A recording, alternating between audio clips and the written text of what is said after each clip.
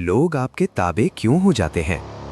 एक बार सोचो, आप अपनी जिंदगी में कुछ ऐसी शख्सियतों से जरूर मिले होंगे जो कुछ खास नहीं करते, जो ज्यादा नहीं बोलते, जो अपनी तारीफ खुद नहीं करते। फिर भी जब वो कमरे में होते हैं कुछ अजीब होता है। लोग उनकी तरफ देखने लगते हैं, उनकी बात पे ध्यान देते हैं, उनकी राय का वेट करते हैं। और आप खुद भी, चाहे माने या ना माने, कभी कभी उनसे थोड़ा इंटिमिडेट फील करते हैं, थोड़ा इम्प्रेस होते हैं, थोड़ा उनके जैसा बनना चाहते हैं।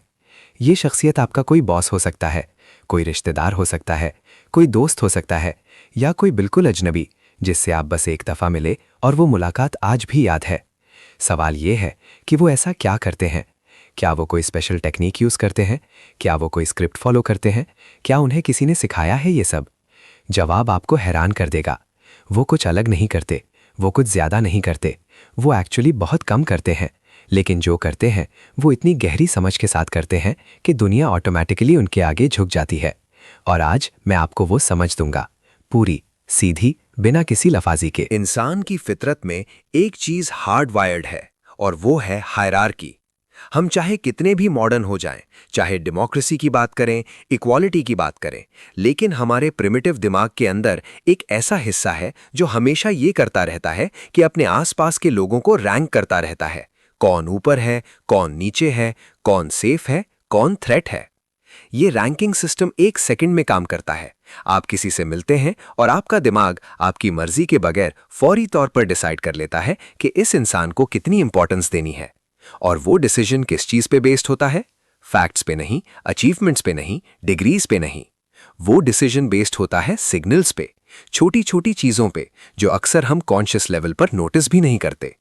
जिस तरह से कोई खड़ा होता है, जिस तरह से बोलता है, जिस तरह से खामोश रहता है, जिस तरह से अपनी आंखें रखता है, जिस तरह से रिएक्ट करता है या रिएक्ट नहीं करता, ये सब चीजें मिलके एक ओवरऑल ऑरा बनाती हैं। और वो ऑरा, सिर्फ वो ऑरा डिसाइड करता है कि दुनिया आपको कितनी जगह देगी। और यहाँ पे वो गहरी सच्चाई है जो लोग नहीं जानते। ये ऑरा पैदाइशी नहीं होता, ये सीखा जाता है, ये डेवलप किया जाता है, ये कॉन्शियसली बनाया जाता है।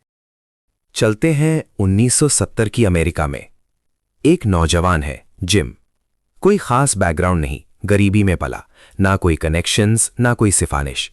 लेकिन उसके अंदर एक चीज थी, वो लोगों को समझता था, उनकी ज़रूरतों को, उनके खौफ को, उनकी ख्वाहिशों को। वो जब भी किसी से मिलता, पहली चीज जो करता वो ये थी कि बिल्कुल खामोश हो जाता, सिर्फ सुनता, पूरी तरह, बीच में नहीं बोलता, फोन नहीं देखता, दरवाजे की तरफ नहीं झांकता। और अजीब बात, लोग उससे मिलने के बाद कहते, यार इससे बात करके अजीब सुकून मिला। किसी ने भी नहीं कहा कि वो कितना स्मार्ट है या वो कितना अच्छा बोलता है। वो कहते थे, उसने मुझे समझा। जिम ने एक चीज डिस्कवर की थी जो बहुत कम लोग डिस्कवर करते हैं, कि इस दुनिया में सबसे ज्यादा कोई चीज चाहिए लोगों को तो वो है ये फीलिंग कि कोई उन्हें सुन रहा है, समझ रहा है, नोटिस कर रहा है। और जो इंसान ये फीलिंग दे सकता है वो इंसान ऑटोमेटिकली उसकी जिंदगी में एक खास जगह पा लेता है। ये मैनिपुलेशन नहीं है, ये deepest form of human connection है। और इसी कनेक्शन से पावर आती है, वो पावर जो फोर्स से नहीं आती, वो पावर जो ट्रस्ट से आती है। अब बात करते हैं एक ऐसी चीज की जो सरफेस पे सिंपल लगती है लेकिन अंदर से बिल्कुल अलग है। वो है अपनी जरूरत ना दिखाना। हमारे कल्चर में हमें सिखाया गया है कि जो चाहिए उसके लिए मेहनत करो, उसे परस्यू करो, उसे चेस करो। लेकिन ये एडवाइस सिर्फ चीजों के लिए सही है, लोगों के लिए ये एडवाइस आपको तबाह कर सकती है। दो डॉक्टर हैं, एक पेशेंट को सर्जरी के बारे में बता रहे हैं। पहला डॉक्टर कहता है, इस सर्जरी में 10% चांस है कि कुछ कॉम्प्लिकेशंस आ सकती हैं। दूसरा डॉक्टर कहता है, इस सर्जरी में 90% चांस है कि आप पूरी तरह ठीक हो जाएंगे। दोनों ने सेम इन्फॉर्मेशन दी, लेकिन रिसर्च कहती है दूसरे डॉक्टर के पेशेंट ज्यादा कॉन्फिडेंटली सर्जरी के लिए राजी होते हैं, ज्यादा ट्रस्ट करते हैं उस डॉक्टर पे। ये फ्रेमिंग है। जो इंसान फ्रेमिंग समझता है वो कॉन्वर्सेशंस कंट्रोल करता है, वो नैरेटिव्स कंट्रोल करता है, वो आउटकम्स कंट्रोल करता है।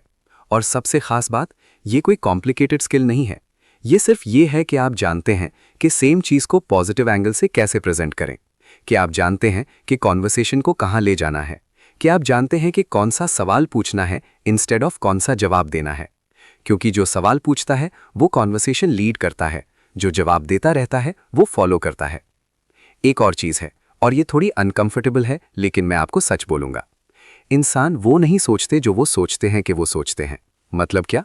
मतलब ये कि हमारे ज़्यादातर डिसीजंस फीलिंग से आते हैं पहले, लॉजिक बाद में आता है सिर्फ उस डिसीजन को जस्टिफाई करने के लिए। साइकोलॉजिस्ट्स इस फिनोमेनन को पोस्ट हॉक रैशनलाइजेशन कहते हैं। आप किसी चीज़ को बाय करते हैं फील से, फिर उसकी रीजंस ढूंढ लेते हैं। आप किसी से इंप्रेस होते हैं फील से, फिर उनकी क्वालिटीज़ लिस्ट करने लगते हैं। आप किसी पर ट्रस्ट करते हैं फील से, फिर एविडेंस ढूंढ लेते हैं। तो इसका मतलब क्या हुआ? इसका मतलब ये हुआ कि जो लोग दूसरों को जेन्युइनली इन्फ्लुएंस करते हैं वो पहले फीलिंग्स पे काम करते हैं, लॉजिक बाद में आता है। आपको पहले किसी को फील करना है सेफ, अंडरस्टूड, रिस्पेक्टेड, एक्साइटेड, और फिर वो लॉजिकली भी आपको सही मानेंगे।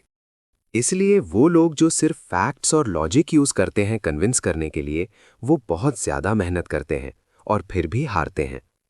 और वो लोग जो पहले कनेक्शन बनाते हैं, पहले समझते हैं, पहले फील करते हैं, वो आसानी से जीतते हैं बिना फाइट के। ये डार्क लगता है, लेकिन ये रियलिटी है। और रियलिटी से आंख फेरा लेना आपको ज़्यादा नईव नहीं बनाता, आपको सिर्फ ज़्यादा वल्नरेबल बनाता है उन लोगों के लिए जो ये जानते हैं। चलते हैं एक और डायरेक्शन में। आपने ऑब्जर्व किया होगा कि कुछ लोग की बात में एक ऐसा वेट होता है कि जब वो कुछ बोलते हैं लोग सीरियसली लेते हैं। वो वादा करते हैं, लोग यकीन करते हैं। वो रेकमेंड करते हैं, लोग फॉलो करते हैं। और कुछ लोगों की बार बार बात कोई नहीं सुनता। फर्क क्या है? कंसिस्टेंसी। जो इंसान हमेशा वो करता है जो वो कहता है, वो स्लोली लेकिन पक्का लोगों के दिमाग में एक जगह बना लेता है।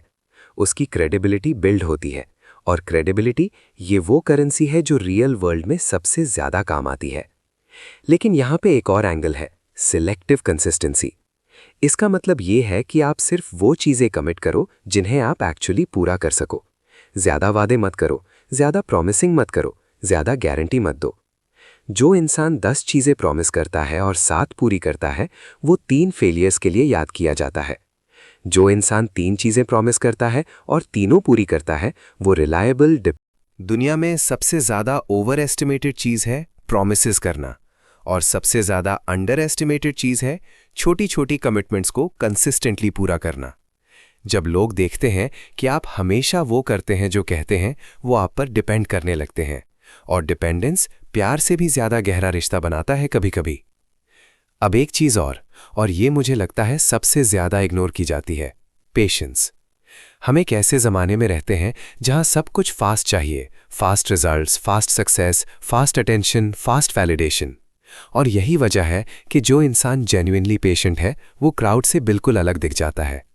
सोचे, जब आप किसी से आर्ग्यू करते हैं और वो बिल्कुल काम रहता है, शायद मुस्कुरा भी रहा होता है, और वो रश नहीं करता जवाब देने की, वो रुकता है, सोचता है, फिर इत्मीनान से बोलता है, आप कैसे फील करते हैं?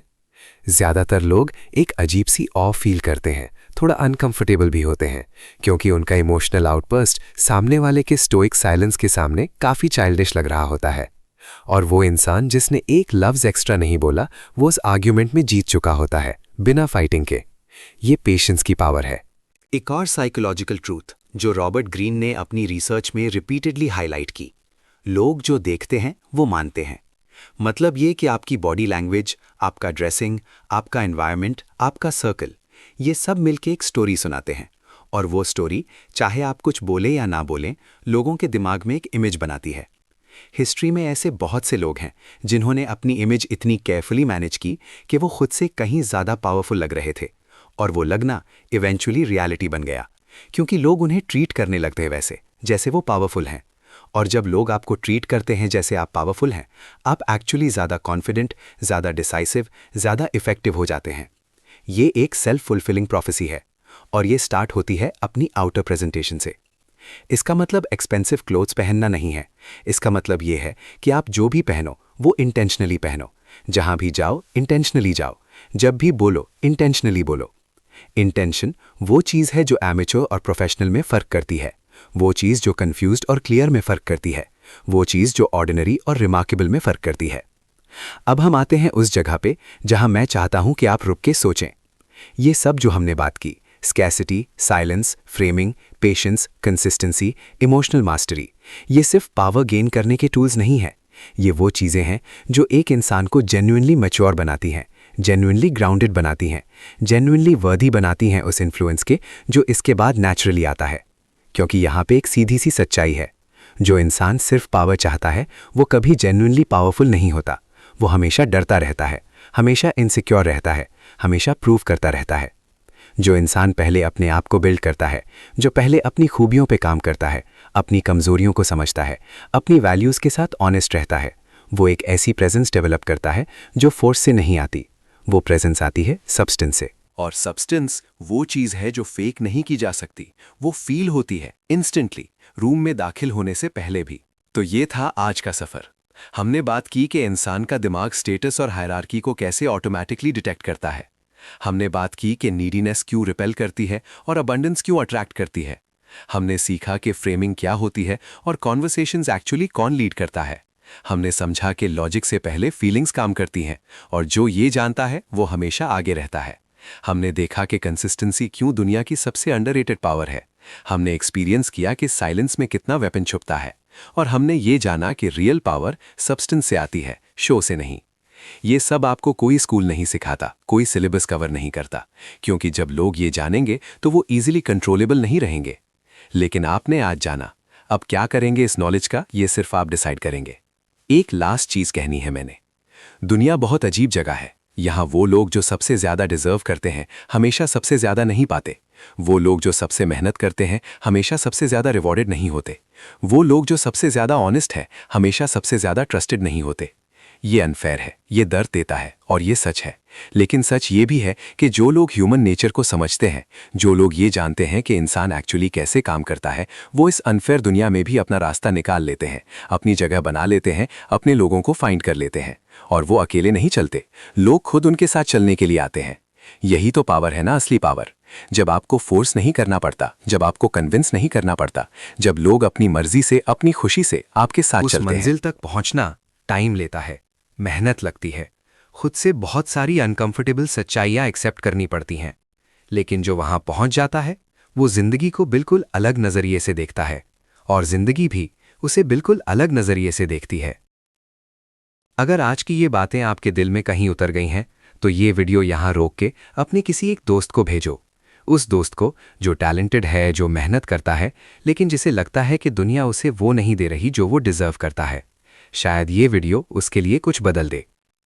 लाइक करें, क्योंकि आपका ये एक छोटा सा एक्शन हमें ये काम जारी रखने की हिम्मत देता है। और सब्सक्राइब ज़रूर करें, क्योंकि इस चैनल पर हम वो चीज़ें बोलते हैं जो लोग सोचते हैं लेकिन कहने से डरते हैं। अगली वीडियो में हम बात करेंगे उस साइकोलॉजिकल ट्रैप के बारे में जिसमें ऑलमोस्ट हर इंसान अपनी ज़िंदगी में एक बार ज़रूर फंसता है और जिससे निकलना सिर्फ एक चीज़ जानने से पॉसिबल हो जाता है। तब तक ऑब्जर्व करते रहें, सोचते रहें और खुद पे काम करते रहें। सबसे बड़ी जीत वो नहीं जब दुनिया आपके सामने झुके, सबसे बड़ी जीत वो है जब आप खुद अपने सामने शीश नवा करने के काबिल हो जाओ।